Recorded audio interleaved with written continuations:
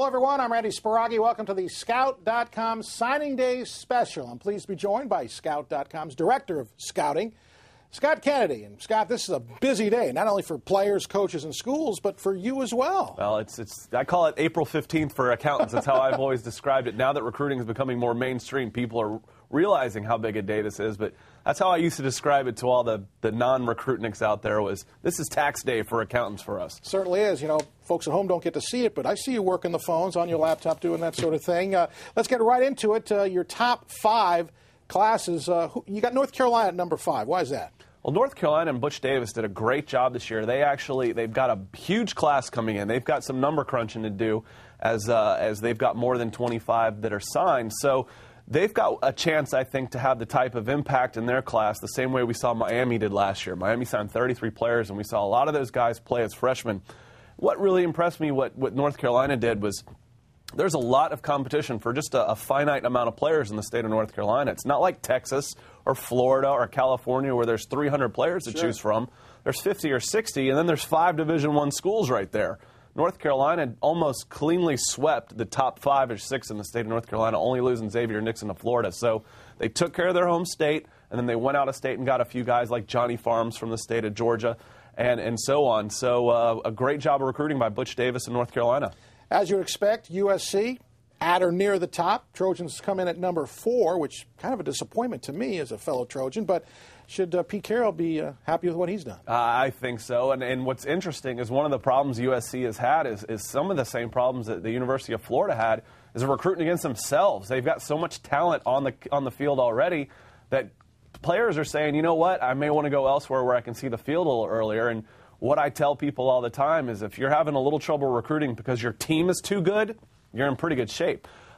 It wasn't all tears for USC today. They lost a couple guys, but they also gained a couple of guys. Jarvis Jones is the number 1 linebacker from the state of Georgia, number 3 overall in the country at his position. Jawanza Starling from Tallahassee, former teammate of T.J. Bryant, who signed with USC last year. And I think, if I'm not mistaken, 4 out of the top 6 safeties in the country signed with USC today. So it wasn't all bad. Down south, Alabama and LSU always duke it out in the recruiting season. You got Alabama at number 3, LSU at 2. Talk about those two. I'll take these two and flip a coin. I think you can make an argument for any one of these teams being number 1. Alabama is under Nick Saban is back. This is something we hear a lot. They had the number 1 class last year. What they've done is just solidify the state of Alabama and then go outside and get some guys too. They extended their reach down into Florida and down into the Panhandle and got a number 2, I believe, overall running back in Trent Richardson, a 5-star guy. Lots of offensive linemen in this class, so I think they're going to try and rebuild and revamp that offensive line. DJ Fluker is a massive, massive human being, 6'7", 360 pounds.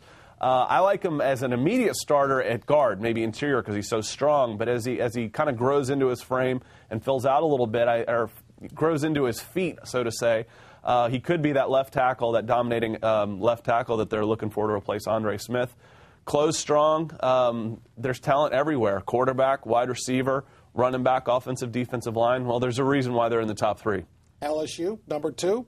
Go on about the Tigers. Well, I think one of the best natural recruiting advantages of any place in the country. You've got 80 or 90 Division I schools to choose from. We just mentioned North Carolina having 60 players and 5 D1 schools in that state.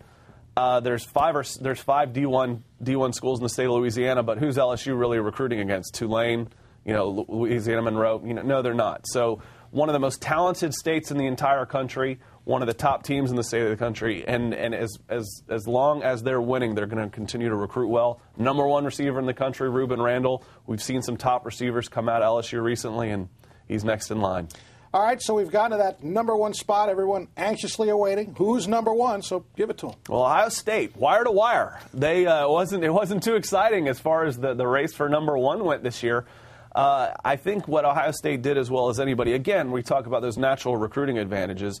The state of Ohio and the state of Georgia flip-flop for number 4 and 5 overall in the entire country for amount of players signed in the class. And who's Ohio State recruiting against in state?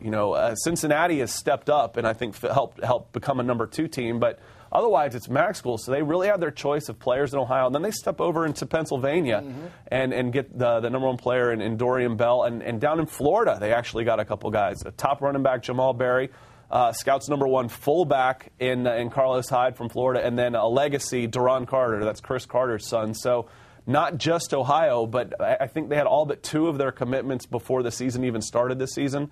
So it was kind of a quiet fall, but when you're ranked number 1, you know what? Quiet is good.